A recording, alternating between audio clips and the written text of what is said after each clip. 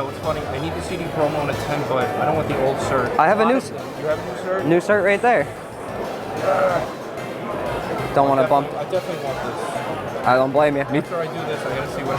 I hear you. It's a big one. I'll save $20 off the entire deal for you. I think $1,200 cash. POV vendor shots have been the best thing for the hobby for a long time. And it's made me look at the psychology and the art of video and why these YouTubers are getting their bang for their buck. And this is actually at the roots of Pokemon as we were collecting in the 90s, that we were perceiving value, whether it be in money, right, was not really a factor for a lot of us, as most of us were not buying individual cards, but we were valuing them as far as coolness, if they were in the game, the show, the whatever, and we were learning to barter and bargain with each other in order to get things that we wanted because we didn't have money. And now we're all adults that are now collecting fancy cardboard, and that is not a bad thing that we are using money as the baseline to transfer items from one or another. But I'll tell you, whether you are the cringed investor that's looking to just make money that way, or you're a collector, we're all here to actually not spend as much money to get the things that we do want for whatever your bias, whether to collect or whether to try and flip it or whatever else. We are technically on the same team for this video. What I want to break down for you are best places to buy, factors that go into buying, negotiating tactics, and then review an actual YouTuber that applies all of these steps that I think in a exquisite fashion that you guys probably have seen and could learn from. Let's go through the tier list of where you can buy cards and kind of the pros and cons real quick. First, and my most favorite that this is applying to, is card shows, because you have wiggle room. You typically have more variety. It's not just one person selling at a store, for example, but they can be a further drive, as you know, there's not that many around and it could be a little bit longer, but I think in the long term of collecting will actually save you more money. The second is your local card shop. There isn't any wiggle room with these unless you have a good rapport, but also pretty good variety because they are committed to your hobby or what you're into. The third one, big box, you do not have any singles, but you can just buy for the current MSRP price, which is in this economy hard to do. And eBay here has a good variety, obviously, but you don't know the day of the week that people are going to be looking for the item. You'll see sometimes there's a big dip on a price of something that is just what it is for that day because nobody is interested that was actually online. But and then the last one is Whatnot, and I say it's inflated prices, can't see the condition because everyone's selling too fast, and there's typically very few deals. There's not that, they do use time constraints to try and get you to sell, or the person that sells will sell, and for you to buy. So the factors around the card show that I think are very important that are going to be leverage points for you and the vendor are this. The first one is the card show. You both arrive typically paying something to be there. Whether you paid $15 to enter, $5 to enter, $3 to enter, whatever it is, you paid money to even step foot in there, right?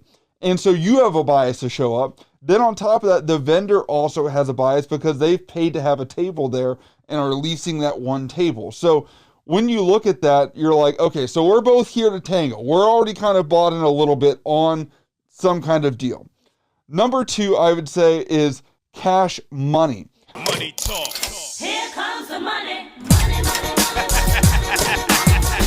This will allow you to make some of the best deals. If you're not bringing cash, you're losing out, in my opinion, because I think it speaks volumes that you are prepared to actually make a deal.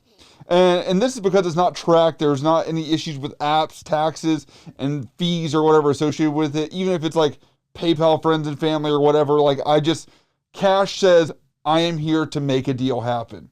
Also, I think that will help a lot of you guys because if you're like me, we like to step across that budget boundary, and sometimes cash can help you out with that as well, so you're not overspent. The card show is awesome because typically if you bought something off of eBay, every individual card you're looking for, you're paying shipping, unless it's from the same person or same seller, you're paying for shipping for all of those things. Where for this, you are going to avoid all those shipping costs, plus the 7% tax on top of that, and you get to physically see the card. So card shows, in my opinion, are the win.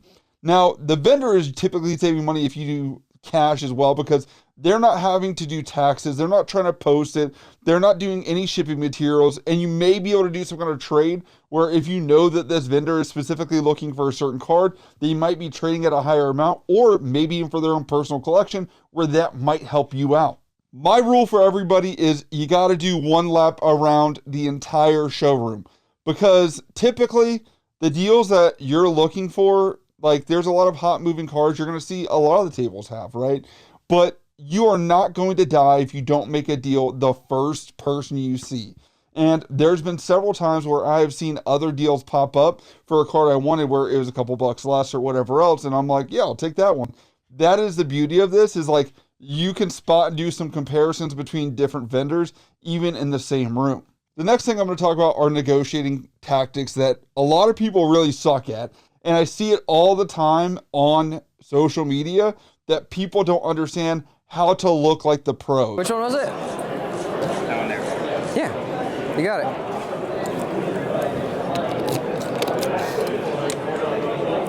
Do you want, do you care if you want small bills, big bills? Makes no difference. Yeah, cash though is king, for sure. Reverse hollow expedition for alligator sold for 200. Beautiful. Thank you. Thank you very much.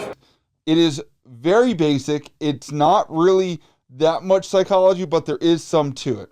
Now, a few facts to consider. How mobile is the card?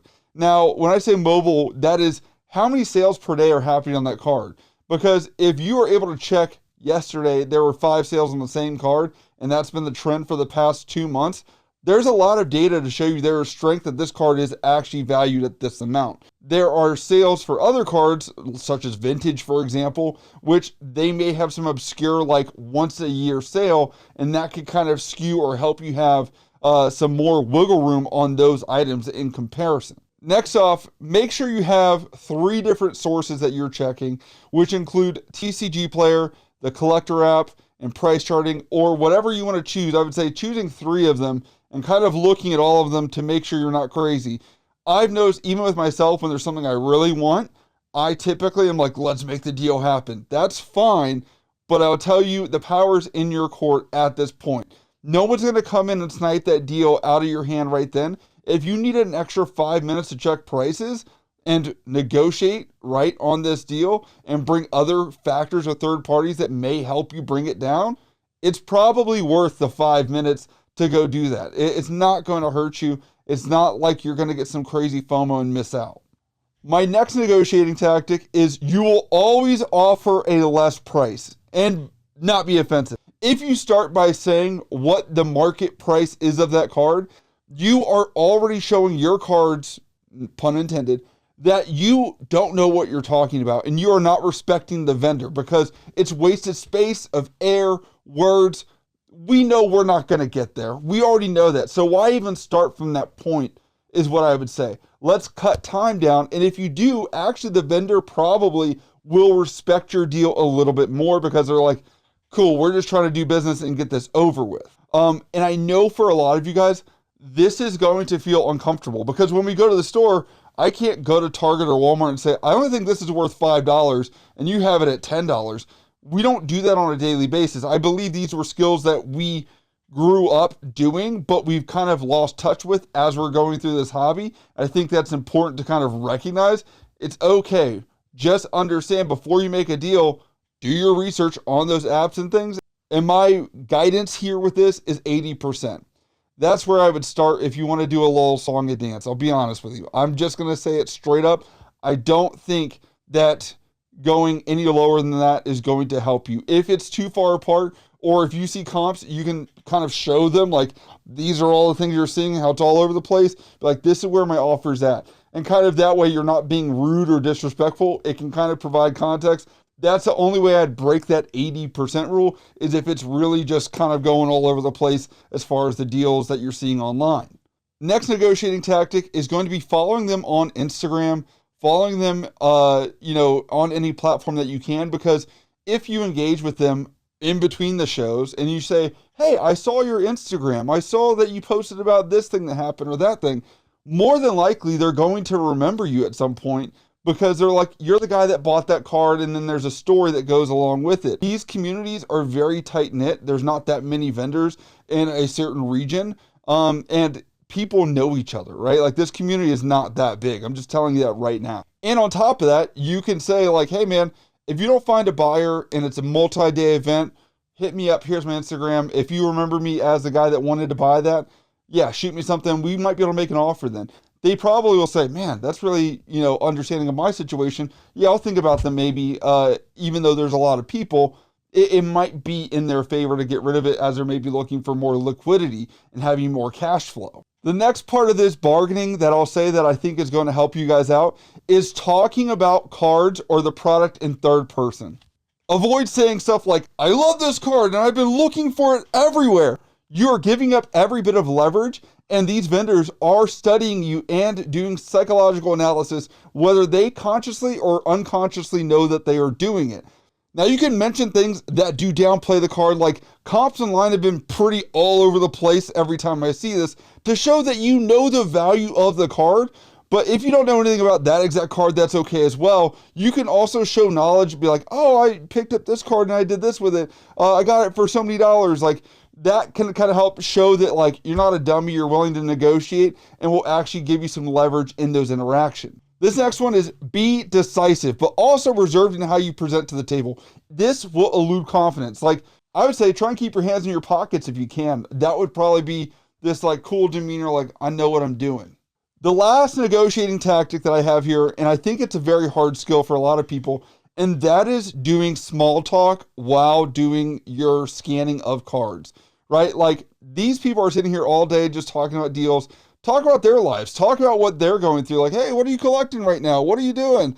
A lot of people are more than willing to talk about themselves, and that is where that is a good thing. And maybe you could gather data of trades that they're wanting while you're flipping through, and you can kind of do that.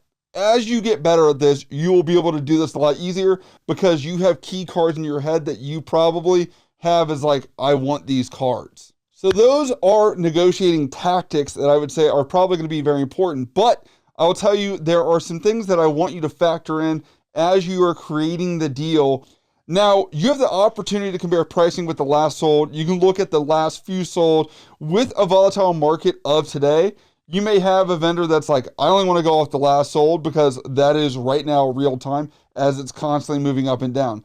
I typically do not like that, because we've seen this market where randomly a card booms another $20 or whatever, and I'm not a fan of that. But if you want to do that, you can decide on how fast moving a card is and how much you want to offer. And then again, if there is a card that you believe you're going to grade, look at the pricing of the grade, because a lot of these old cards that are not in slabs, it's going to be based on condition, and it's going to be speculative. You're going to talk about how every ding dent thing that you could ever see on that card is why it needs to be graded at the lowest grade possible, and just talk it down.